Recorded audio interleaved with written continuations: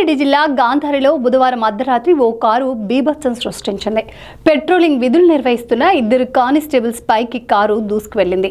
ఈ ఘటనలో కానిస్టేబుల్ రవికుమార్ అక్కడికక్కడే మృతి చెందాడు. మరో కానిస్టేబుల్ సుభాష్ కు గాయాలయ్యాయి. కానిస్టేబుల్స్ ను కార్ ఢీకొట్టిన దృశ్యాలు సీసీ ఫుటేజ్ లో రికార్డ్ అయ్యాయి.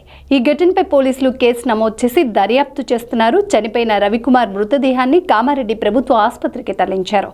రవికుమార్ కు భార్య సౌఖ్య, ముగ్గురు పిల్లలు ఉన్నారు. రవికుమార్ మరణ వార్త తెలియగానే కుటుంబ సభ్యులు, బంధువులు కామారెడ్డి ప్రభుత్వ ఆసుపత్రికి చేరుకున్నారు. కన్నీరు మున్నీరుగా విలపిస్తున్నారు.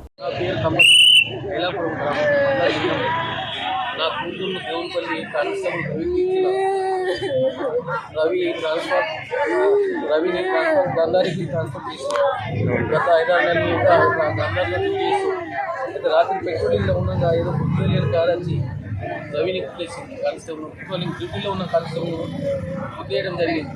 ఆయన అక్కడికక్కడే మరణించారు. మేము కనీసం 3:30కు మాకు ఫోన్ వచ్చింది ఐలాపురం. మేము అదే రాత్రి బండి తీసుకొని స్పాట్ మీద గ్రంథానికి వెళ్ళిపోయినసరికి మరి పోలీసులు ఆయన అక్కడికక్కడే మరణించారు. ఆయనకు పిల్లలు, ఇద్దరు పిల్లలు, అమ్మాయిలు, ముగ్గురు పిల్లలు, ఒక అబ్బాయి, ఇద్దరు అమ్మాయిలు. అమ్మాయిలు 10 సంవత్సరాలు, 11 సంవత్సరం అబ్బాయి.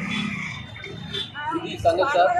ఆల్రెడీ ఆన్ డ్యూటీగా చనిపోయింది కాబట్టి ప్రభుత్వానికి మరియు ఈ పోలీస్ డిపార్ట్మెంట్ కానీ పై అధికారులు కానీ అందరూ దయచేసి ఆ పిల్లలను కొంచెం దృష్టి పెట్టుకొని ఏమైనా మీరు హెల్ప్ చేయగలరని మాకు పిల్లల పేర్లు అంటే మీతో చివరికి ఎప్పుడు మాట్లాడినా మీతో ఎప్పుడు మాట్లాడు చివరి ఆయన చివరిగా నాకు 2 days బ్యాక్ మాట్లాడిన ఆయన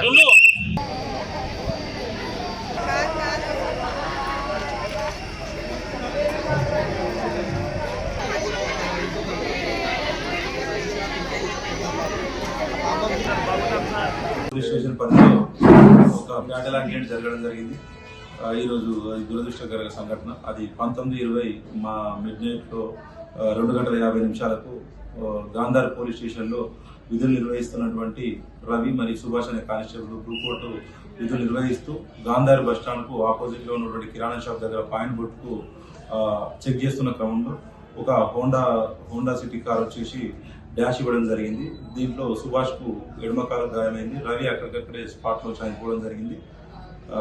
దీన్ని ఏమంటే గాంధార్ ఎస్ఐ గారు అక్కడే ఉండడం వల్ల ప్రత్యక్షంగా చూసి వాళ్ళు ఇమీడియట్లీ మాకు ఇన్ఫర్మేషన్ ఇవ్వడం వల్ల సిఐ సదాశివ్ గారు, నేను మరియు డిఎస్పీ ఎల్లారెడ్డి గారు ప్రమాద స్థలాన్ని పరిశీలించి వాళ్ళ యొక్క బంధువులకు ఇంటిమేషన్ చేయడం జరిగింది.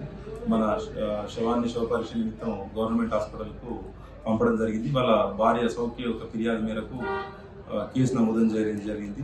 దీంట్లో అక్యూజ్డ్ పైన తగిన చర్యలు తీసుకోవడం జరుగుతుంది.